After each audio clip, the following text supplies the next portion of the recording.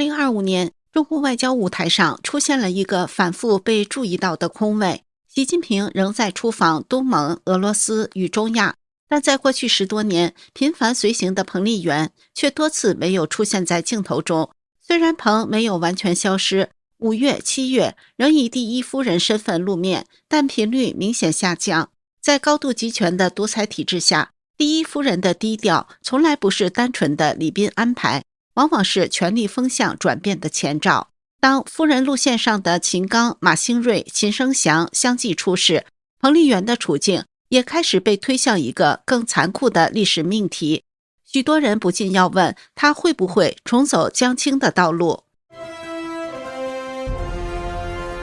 观众朋友们好，这里是大时局，我是米兰。2025年已近尾声，习近平的国际行程频繁，但彭丽媛仅在少数场合露面。5月接待巴西总统夫人，参观国家大剧院；7月出席古岭园中美青少年联谊活动。这些活动虽履行了第一夫人的外交职责，却远低于以往频率。自2013年习近平上台以来，彭丽媛几乎是重大出访都伴随在习的左右，甚至被网民戏称为彭妈妈，与习近平的习大大并称，营造出恩爱夫妻的公众形象。官媒如人民日报一度使用这些昵称，将它置于国母位置。自媒体人文昭指出，在高度集中权力的体系里，象征人物突然变得安静，往往会触发额外解读。解读本身不是事实，但反映了外界对体系未来的不确定感。彭丽媛的山东运城老乡，前新疆党委书记马兴瑞，自7月没有届满就被调回北京后，一直传闻不断。自媒体人蒋网正爆料说，马兴瑞11月18日被带走调查，他挂名在女婿名下的香港的嘉北超，消息无法从官方得到证实，但马兴瑞确实缺席了11月下旬到12月3次召开的政治局和中央会议。连续的缺席似乎印证了他出事的传闻。而马兴瑞的老婆荣丽被传以彭丽媛办公室的名义进行过商业活动，也就是说，彭丽媛也被牵扯其中。彭丽媛的一张2024年身着军装视察军校的照片，曝光出她是中央军委干部考评委员会专职委员的身份，这令她染指核心权力的风头超过了当年的洪都女皇江青。这引发了他要不要为这2年中共军方9上将落马、中央军委委员7缺3的局面负责的猜测。再加上他推荐的外交部长秦刚火箭窜升，又火箭式落地，这些或许都促成了彭丽媛低调避风头的因素。旅居海外的实业家胡立任在自媒体节目中说，独裁政权中，第一夫人往往是权力更迭时的首当其冲牺牲品。毛泽东逝世后，江青从革命象征沦为反革命集团头目，被关进秦城监狱，饱受羞辱。刘少奇倒台，王光美被批斗、毒打，关押12年，几度濒死。罗马尼亚齐奥塞斯库夫人被枪决，菲律宾马克思夫人流亡海外，沦为全球笑柄。这些案例跨越国际，体现出一种无法改变的宿命。彭丽媛的命运与习近平紧密绑定，她是习近平权力稳定的制度性支点。一旦政权动摇，她可能遭受的后果可想而知。温昭在节目中表示，中共历史上夫人干政仅毛习两例，江青虽权倾一时，却未染指军权。彭丽媛则突破禁区，掌控军官晋升，创下先例，这既是光荣，也预示风暴。彭丽媛1962年出生于山东运城，父亲是县文化馆长，母亲是戏曲演员。文革中，家庭遭冲击，外婆被批斗，父亲关牛棚。这段经历养成他沉默寡言却坚韧的性格。14岁考入山东艺术学院，18岁入济南军区前卫歌舞团当文艺兵，后进修中央音乐学院，主攻民族声乐。1984年，彭丽媛在央视春晚上凭借一首《在希望的田野上》走红，从此她的名字家喻户晓。1986年底，经朋友介绍，她认识了时任厦门副市长的习近平，并确立了恋爱关系。1987年9月1号，彭丽媛和习近平在厦门举行了简单的婚礼，当时的彭丽媛比习近平更出名。之后两人过起了牛郎织女两地分居的生活，直到结婚5年后，他们才有了女儿习明泽。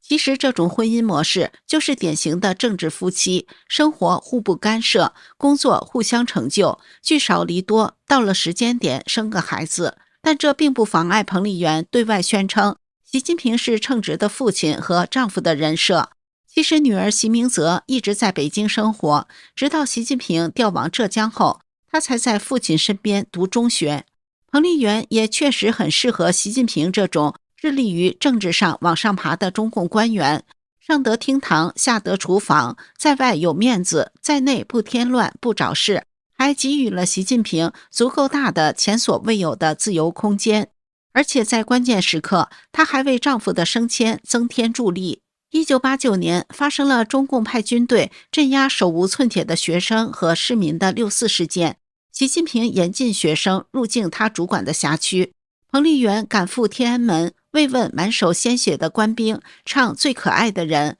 获手握重权的邓小平青睐。因此习近平的仕途重新开启。婚后聚少离多，彭丽媛全国演出，习近平地方任职。民间传闻习近平在福州有情人孟雪，本名马欣，东南方式女主播。彭丽媛未闹，而是哭诉公婆，习仲勋干预，习近平写保证书，马欣事业爆棚，却2008年后人间蒸发，与习近平进京时间吻合，就如同张高丽与彭帅关系相仿。官员一旦进入中央，立即与地方脱钩避嫌。2007年是习近平正式担任政治局常委，成为中共储君的一年。为配合丈夫在政坛上登顶，彭丽媛刻意淡出歌坛，退出了春晚的表演。2009年，彭丽媛就开始担任中共军队总政歌舞团的团长，晋升文职少将。2012年，又升任了中共军队艺术学院院长。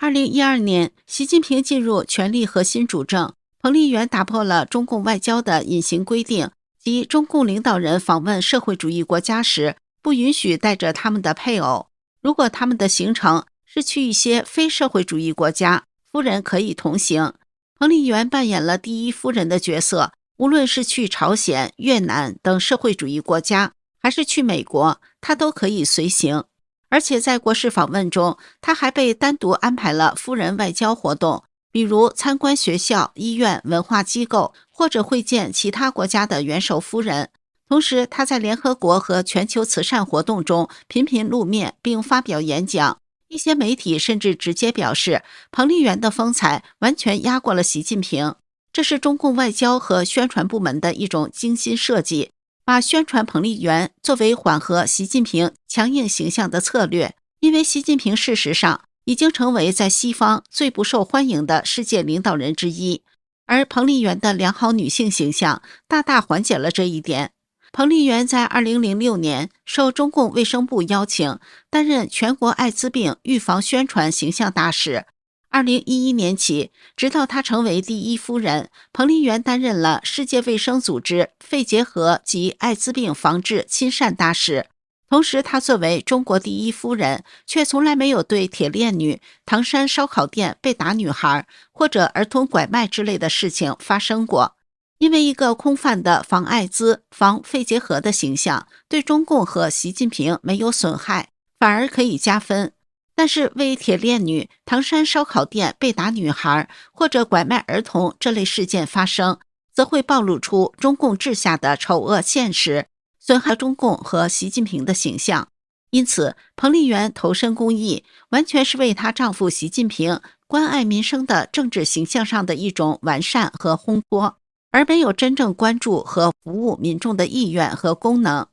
随着习近平大权在握之后，彭丽媛作为第一夫人辅佐丈夫的角色显现出来。据曹操在自媒体节目中说，总政治部的组织部长秦生祥就像一匹大黑马，被习近平提拔，担任了中央军委办公厅的主任，成为习安插到军队中的耳目，在军中起到了举足轻重的关键角色。原来秦生祥担任军队总政治部组织部副部长的时候，主管青年工作，而彭丽媛当时担任全国青年副主席，在类似的活动中，他们自然会产生交集。也就是说，秦生祥被提拔到重要岗位，有彭丽媛的举荐。除了军队，彭丽媛的第一夫人身份自然也吸引了许多人来投靠。比如美国媒体就爆出，前外交部长秦刚上位走的就是彭丽媛的夫人路线。为了讨好彭丽媛，秦刚夫人林燕还亲手制作月饼